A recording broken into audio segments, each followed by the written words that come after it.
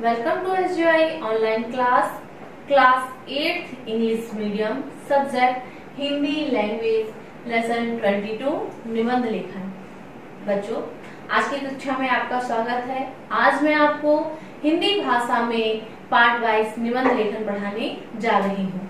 सबसे पहले निबंध लिखने की जो तरीका है कि निबंध किस तरीके से लिखा जाता है, किन किन प्रमुख बिंदुओं का हमको ध्यान में रख करके निबंध लेखन करना है, आज हम ये समझेंगे।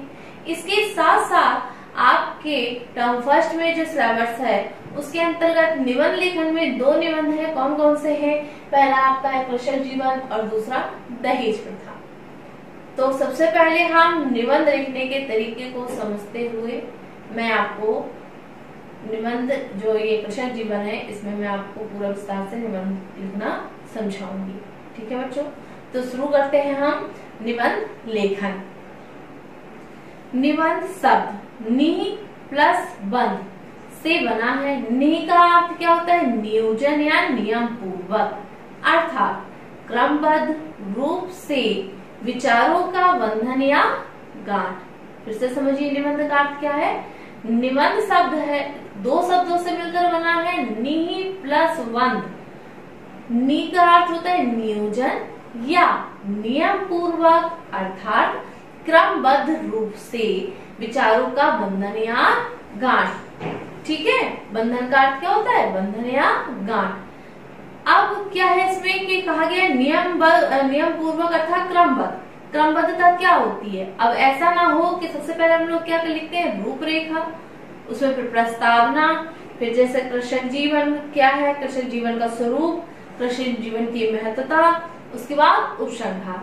लेकिन अगर क्रमबद्धता नहीं हुई तो अगर आपने पहले उपसंहार लिख दिया, फिर प्रस्तावना लिखा, फिर कृषक जीवन का महत्वता लिखी, तो ये क्या होगा? ये आपका निबंध उटपटांग तरीके से हो जाएगा, कोई उसमें नियम नहीं होगा, पढ़ने वाले को भी व्यर्थ लगेगा। इसलिए हमें निबंध लिखते समय क्या लिखना चाहिए? क्रमबद्धता, क्रम के अनुसार ही हमको निबंध लेखन करना है। जैसे जब हम किसी से अपनी बात कहते हैं तो क्रमबद्ध पूर्वक कहते हैं, अर्थात जहाँ से हमारी बात प्रारंभ होती है हम लोग वहीं से तो शुरू करते हैं। ऐसा तो नहीं कि हमें जो बात अंत तक कहनी है अंत से हम फिर प्रारंभ करते हैं, नहीं। पहले हम अपनी बात को जिस शब्द से शुरू करना है वहां से शुरू करते हुए अंतिम शब्द पर खत्म करते हैं। इसी प्रकार से निबंध लेखन में क्रमबद्धता का जो नियम है उसे बहुत ध्यान में रखते हुए निबंध लेखन करना चाहिए। इसके बाद बच्चों, विचारों को किसी निश्चित प्रयोजन की दृष्टि से क्रमबद्धता रूप में विकसित करते जाना, अर्थात विचारों का किसी नियमों में बंधन करते जाना या विचारों का नियोजन करना ही निबंध कहलाता है। समझ में आया बच्चों? निबंध क्या कहलाता है कि विचारों का किसी नियमों में बंधन करते जाना या विचारों का नियोजन करना ही निबंध कहलाता है। एक मर्मस्पर्शी, प्रभावशाली तथा आदर्श निबंध लिखते समय हमें निम्नलिखित बातों को ध्यान में रखना चाहिए। वो कौन सी बातें हैं? पहला नियम, सबसे पहले विषय संबंधी जानकारी इकट्ठी करनी चाहिए। सबसे पहले क्या करना चाहिए? हमें विषय संबंधी, जिस विषय पर हम निबंध लिख रहे हैं उस विषय के में हमें जानकारी इकट्ठी करनी चाहिए। दूसरा, शब्द सीमा का ध्यान रखना चाहिए। दूसरा क्या है? हमें शब्द सीमा का ध्यान रखना चाहिए। ऐसा ना हो कि हम लिख रहे हैं तो लिखते ही चले जाएं या सिर्फ दो ही शब्दों में अपना खत्म कर दें, ऐसा नहीं होना चाहिए। तीसरा, निबंध को मुख्य बिंदु में बांटना चाहिए। मुख्य बिंदुओं में निबंध को बांटना चाहिए। तीसरा हो गया ये। चौथा है आपका बिंदु है, निबंध को अनावश्यक बातों से विस्तृत नहीं करना चाहिए, अर्थात निबंध जो है उसे हमें अनावश्यक जो बातें होती है उनसे नहीं भरना चाहिए। जैसे हम बात कर रहे हैं कृषक जीवन की और जाके हम खेल कूद की चर्चा इसमें करने लगे तो ऐसा उचित नहीं होगा। जो टॉपिक आपने लिए है उसी टॉपिक पे निबंध लिखना चाहिए। पांचवा, भाषा सरल एवं सारगर्भित होनी चाहिए। भाषा कैसी होनी चाहिए? सरल एवं सारगर्भित। छठवां इसमें पॉइंट है, आवश्यकता अनुसार दोहे, शायरियां या गीतों के बोल निबंध को जीवंत बनाते हैं।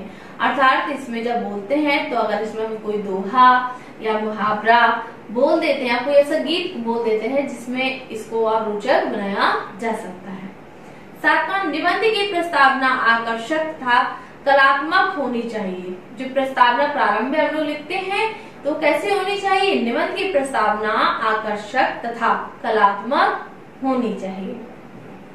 आठवां, उपसंहार के अनुच्छेद में सारांश को प्रविष्ट करना चाहिए। उपसंहार के अनुच्छेद में सारांश को प्रविष्ट करना चाहिए। अब बच्चों, ये आपने पढ़े कि निबंध लेखन, निबंध का अर्थ क्या होता है, किसे कहते हैं निबंध, अर्थात निबंध को लिखते समय में किन किन प्रमुख बिंदुओं को ध्यान में रखना चाहिए तथा किन त्रुटियों से हमें बचना चाहिए, ये भी अभी आपने समझा।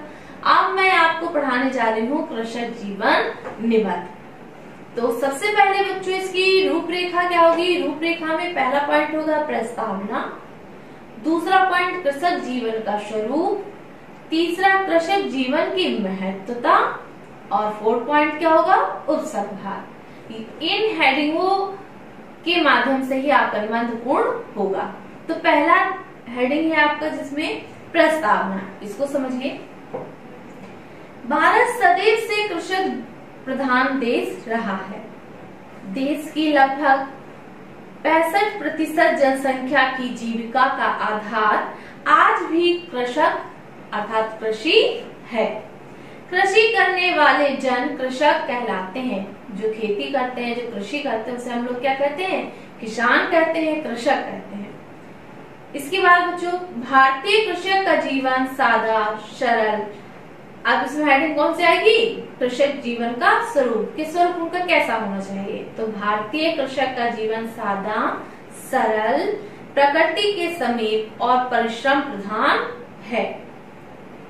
अब कृषक जीवन की महत्वता में क्या है कि जाड़ा, गर्मी, वर्षा, कोई भी मौसम हो उसे खेत पर काम करने ही जाना पड़ेगा। अर्थात चाहे गर्मी हो, सर्दी हो या बारिश हो, वो किसी भी मौसम में घर पे बैठकर नहीं रह सकता, क्योंकि कृषक का जीवन ही बहुत संघर्षमय होता है तथा बहुत ही सम्मानपूर्ण है। क्योंकि अगर कृषक खेती नहीं करेंगे, किसान खेती नहीं करेगा, अन्न उपज नहीं होगा, तो व्यक्ति खाएगा क्या? तो इसलिए कहा गया है कि जाड़ा, गर्मी, बरसात, कोई भी मौसम हो उसे खेत पर काम करने जाना ही पड़ेगा। पशुओं के लिए चारे की व्यवस्था करनी ही होगी। आज तो वैज्ञानिक संसाधनों, कृत्रिम खादों ने कृषि को भी व्यवसाय बना दिया। अतः बड़े बड़े किसान अब कृषि व्यापारी बनकर वैज्ञानिक उपकरणों से कृषि कार्य करते हैं और आर्थिक लाभ प्राप्त करते हैं।